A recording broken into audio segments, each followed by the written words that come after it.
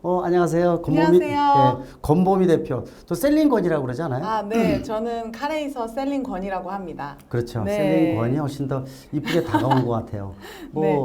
이 권 대표는 사실 제 제자입니다. 제자고 전문 여성 카레이서로서 상당히 많이 알려진 이런 친구고 요새 최근에 들어와서 이 카럽스쿨이라고 카레이싱 네. 스쿨 쪽도 네. 진행을 하고 있죠. 네. 어때요? 요새 뭐 어떻게 활성화되고 있어요?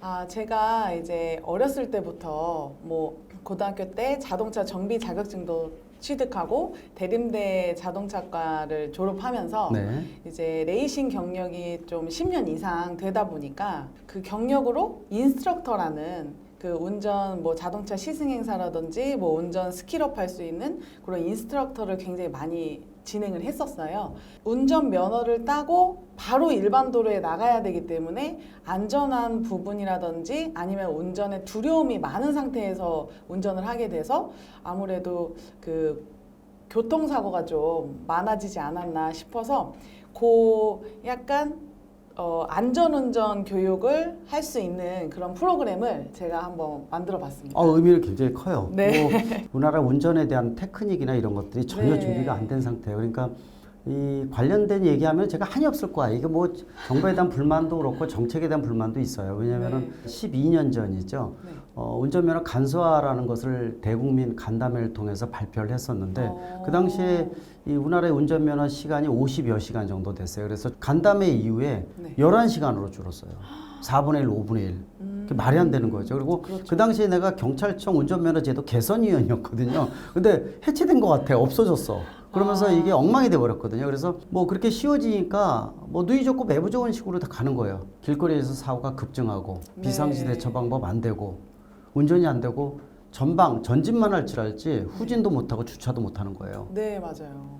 요새 스텔트카라고 해서 밤에 이렇게 보이지 않는 차들 간혹 있잖아요. 네, 라이트를 끄고 그죠? 다니시더라고요. 아주 시겁하고 막 했는데. 네, 그 이유가 확인을 해봤더니 여러 가지가 있어요. 하나는 주간 주행등 DRL이 켜지면서 앞이 어느 정도 비추다 보니까 자기가 켰다고 생각을 해요. 네, 그리고 맞아요. 계기판 자체가 야광이 많아지면서 보이다 보니까 그 관련해서 인지를 못하는 경우도 있는데 맞아, 계기판은 화나니까. 그렇죠. 네. 근데 또 가장 이유 중에 한 가지가 초보 운전자가 계기판 조작을 못해서 전조등 켜는 방법을 모른다는 거예요. 그렇죠. 이해가 돼요, 그거? 그러니까 시야가 그만큼 좁다는 거죠. 그렇죠. 네. 그러니까 그볼 여유도 없고. 없는 거죠. 그래서 그런 문제도 있을 정도로 운전면허 제도가 굉장히 심각하거든요. 근데 지금 셀링건이 얘기한 대로 지금 자동차에 대한 운전 방법, 비상시 대처 방법, 이런 여러 가지 부분들을 배우게 되면은 자기 생명 구할 수 있는 굉장히 중요한 부분인데 네. 이런 관련된 레이싱카라든지 이런 민간 차원의 활성화된 프로그램은 거의 없잖아요. 맞아요. 교통사고를 줄이는 약간 소명의식이 제가 네. 있거든요. 그래서 자동차는 굉장히 많이 발전되고 있는데 그 운전면허를 따고 나서 그 운전을 숙달되기 전까지 요 부분이 너무 없는 나도 좀 두려움이 좀 있고 그래서 좀 뭔가 배워보고 싶은데 도로주행밖에 없으니까. 그렇죠. 그래서 제가 약간 넓은 공간에서 안전이 확보된 공간에서 사실 쿵 해도 보호막들이 있기 그렇죠. 때문에 그렇게 크게 다치진 않습니다. 그래서 넓은 공간에서 얼마든지 제가 스티어링을 돌려볼 수 있는 그런 부분을 이제 행사를 했더니 너무 만족하고 돌아가셨어요. 좋은 것 같아요. 셀링건 네. 대표가 진행하는 카랩스쿨 같은 경우는 네. 카럽스쿨이죠. 네. 카러브죠 원래. 네. 그죠? 자동차를 사랑한다는 그죠. 네. 카럽스쿨. 아마 이 운전하는 모든 분들이 관심을 가지면 상당히 좋을 것 같아요. 네, 왜냐하면 맞아요. 네. 또 비상시 대처 방법. 사실 물어봐도 2차, 3차 사고가 많은 이유가 방법을 몰라요. 네, 맞아요. 그리고 또 한 가지 아쉬운 게 아마 이런 모델을 진행하게 된 배경이 사실 국내에서 레이싱카 관련된 일반 문화적인 부분들이 자리매김했으면은 좀 더 인지가 많은데 네. 그게 전혀 안 돼 있다 보니까 맞아요. 그죠? 그 관련된 레이싱카 관련 이렇게 방송이나 이런 것들도 굉장히 적잖아요. 사실 제가 한 20년 가까이 모터스포츠에 있었던 것 같아요. 그런데 그래도 10년 전보다는 지금이 훨씬 대중화가 많이 돼 있고 아반떼 N이라든지 이런 스포츠한 차들이 많이 나와서 벨로스텐 경기도 있고요. 네. 그런 경기도 쉽게 찾아보실 수가 있어요. 강원도 인제 스피디움이라는 곳에 가시면 너무너무 좋은 그 레이싱 경기가 있는데 이런 경기에 한 번 갔다가 이제 오시면 또 두 번, 세 번은 가시는데 한 번도 안 가보신 분들은 이 문화를 모르시니까. 그렇죠. 전혀 경험을 못 해보니까. 그래서 정말 그냥 가보셔도 되고 내가 뭐 여기서 뭐 큰 거를 한다기보다는 그냥 아 이런 문화도 있구나라고 한번 구경 가는 정도로. 인제 같은 경우에는 사실 인제 가면 언제 오냐라는 부분이 있을 정도인데 최근에 들어와서 고속도로 이런 것들이 워낙 잘 뚫려서 너무 오래 걸렸죠 옛날에는. 그렇죠. 1시간 반, 2시간이면은 아마 이 간단히 갈 수가 있어요. 그래서 네. 드라이브 갔다가 올 수도 있고 그리고 서킷 자체가 우리나라가 예전과 틀리게 여러 군데가 있잖아요. 그죠? 네. 그래서 뭐 지금 카럽스쿨은 어디서 주로 교육을 해요? 아, 강원도 인제 스피디움에서 네. 이제 한쪽 넓은 공간을 또 임대해서 하기도 하고요. 서킷을 타는 방법을 모르시는 분들이 또 입문 교육에 관심이 많으셔서 그쪽에서 좀 주로 하고 있고요. 그리고 이제 지방 쪽에서는 영암 인터내셔널 서킷이라는 예. 전라남도 이제 목포 쪽에 있는데 그쪽 밑에 분들은 그쪽에서 진행을 하고 있고 레이디 스킬업 여성 운전자 분들을 위한 레이디 스킬업 같은 경우에는 파주 광탄면이라고 넓은 공간이 있는데 이 공간이 원래 사실은 체육시설이었어요. 예. 그 야구 경기장 체육시설이어서 아주 네모 반듯한 한 3,000평 정도의 대지가 있는데 거기서 지금 매일매일 이륜 바이크, 이륜 자동차 안전운전 교육을 이미 진행을 하고 있어요. 이 서킷도 굉장히 많아졌고 또 할 수 있는 공간도 많아지면서 아마 저변 확대가 돼서 문화적으로 좀 자리매김했으면 하는 생각이 들거든요. 맞아요. 지금 카럽스쿨과 같이 일반 운전자들의 운전 테크닉을 올린다든지 좀 관심을 높여서 저변 확대를 하는 것은 상당히 중요한 의미가 있지 않나라는 측면에서 사실 먼데 찾지 않아도 일본만 찾아도 일본은 굉장히 확대가 돼 있고 튜닝 문화나 레이싱 문화가 굉장히 확대돼 있거든요. 일반인들도 관심 크고요. 맞아요. 이 며칠 전에도 일본 친구가 또 와가지고 일본은 이제 짐카나라는 기반의 이런 교육이 굉장히 많거든요. 그래서 짐카나를 하면서 굉장히 재미를 느끼고 아 나는 이런 거 진짜 처음 해보는데 이런 거 처음 해보는데 내가 할 수 있을까 했는데 정말 센스 있게 또 잘 하더라고요. 그러면서 또 나도 서킷 한번 타볼까? 라는 생각을 또 하더라고요. 보통 자기 차 가지고 이런 서킷에 들어가게 되면 첫 경험이어서 두려움도 많이 갖고 있지만은 막상 해보면은 자기 차의 특성을 내가 왜 몰랐지 하는 것을 알 수가 있거든요. 근데 보통 보면은 자기 차를 가지고 있으면서 폐차할 때까지도 기능을 모르는 경우도 굉장히 많고 스킬은 말할 필요 없어요. 심지어는 뭐 엔진 보닛도 열어보지도 못하고 차에 물도 줘요? 이렇게 물어보는 분도 있어요. 그래서 제가 그러면 너 물 안 먹니? 이렇게 물어보거든요.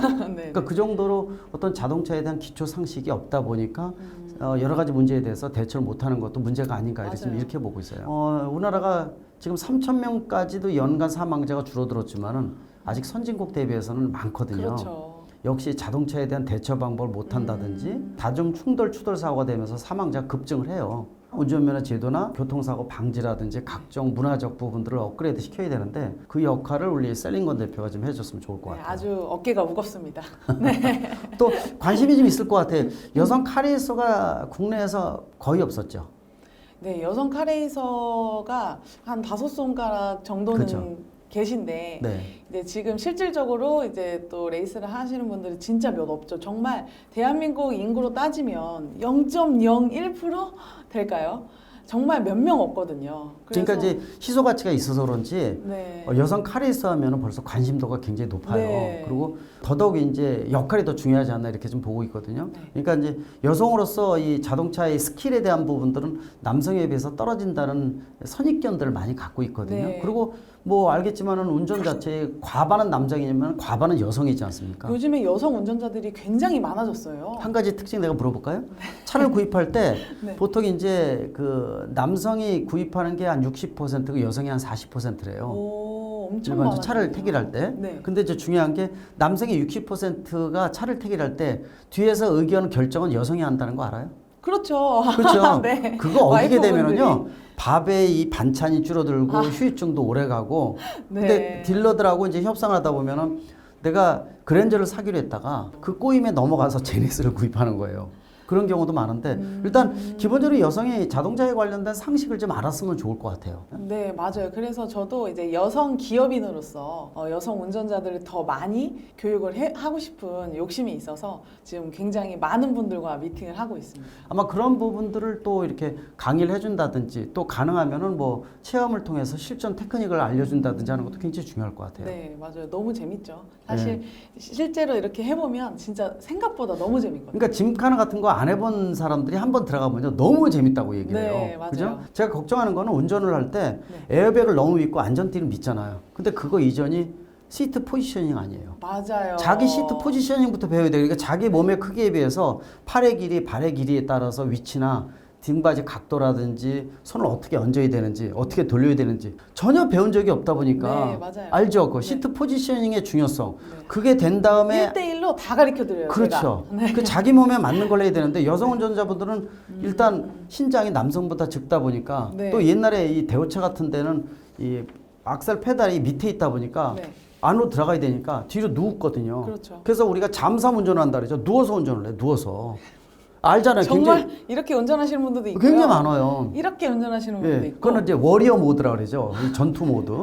그죠? 네, 왜 그래서- 그러냐면 네. 이 핸들 자체가 이게 나오는 거를 모르셔요. 그러니까 몰라요. 아까 말씀하셨던 것처럼 기능을 모르시니까. 그러니까 틸트 스티어링 자체가 네, 되는데 이 핸들 위주로 내 몸을 맞춰버리니까 너무 위험한 거죠. 그러니까 네. 자기 몸에다 차를 맞춰야 되는데 차에다가 자기 몸을 맞추는 거예요. 그죠? 네, 맞아요. 그래서 안타까워요, 진짜. 그래서 시트 네. 포지셔닝은 이게 이제 전문 기술이 아니라 안전한 운전 또 네. 장거리 운전할 때 피로감을 적게 만들면서 네. 사고가 생겼을 때 경감시킬 수 있는 가장 중요한 게 시트 포지셔닝이에요. 그러니까 맞아요. 그게 예를 들어 10년 굳어지면요. 그 위치를 못 바꿔요. 우리가 골프나 테니스 칠 때 장작 패는 식으로 배우면 그거 못 바꾸잖아요. 네, 맞아요. 계속 장작 패는 거예요. 폼이. 우리나라의 운전면허라든지 이런 것들이 선진국과는 차이가 굉장히 많고 네. 또 운전면허 제도 자체가 너무 낙후돼 있어요. 네, 그래서 맞아요. 경찰청에다가 자문을 해주는데 지금 11시간, 13시간 늘었거든요. 네. 더 이상 못 늘리고 있는 거예요. 왜냐? 아, 지금 젊은 층들이 운전면허를 따는 이유가 내일 차를 몰기 위해서 따는 게 아니라 자격증인 거예요.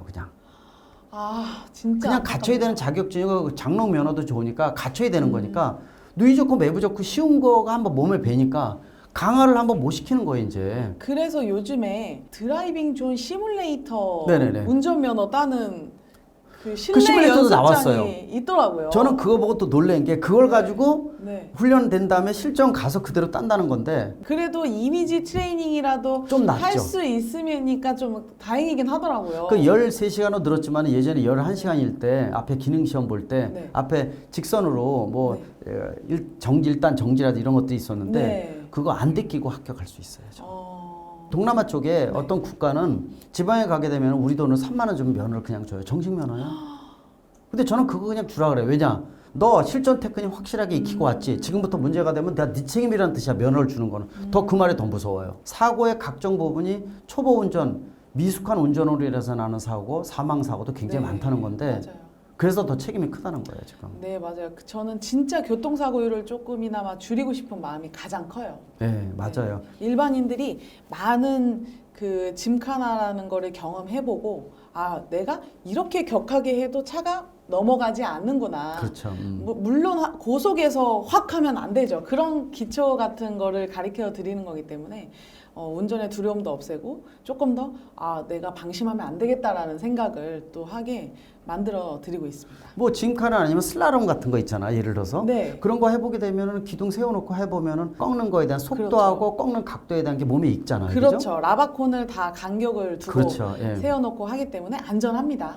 와이프분들을 또 보내시는 분들도 있더라고요. 거의 우리 와이프 이거 시켰다가 거의 기절할 뻔했어요. 옆에 칼이 있어 앉히고 네, 하는 거 있잖아요. 네, 동승하셨구나. 또 이제 TV 프로그램이나 이런 방송 같은 경우에도 좀 더 네. 많이 나왔으면 하는 생각이 들어요. 내연기관에서 전기차로 전환하면서 요새 뭐 현대차 그룹 같은데 M 브랜드라고 고성능 브랜드 나오잖아요. 네, 네. 근데 그거에 대한 재미도 또 따로 있는 것 같아요. 네, 그리고 전기차도 어쨌든 운전은 해야 되잖아요. 그렇죠. 네. 똑같죠. 네, 전기차도 어쨌든 운전을 해야 되기 때문에 여러분 모두 같이 짐카나를 한번 체험해 보셨으면 좋겠습니다. 맞습니다. 체험 예. 한번 해보시러 오셔야죠. 한번 가야죠. 네. 가서 오래간만에 지금 가서 네. 우리 이제 셀링 권 대표한테 좀 네. 교육도 좀 받아야 될 것 네, 같아요.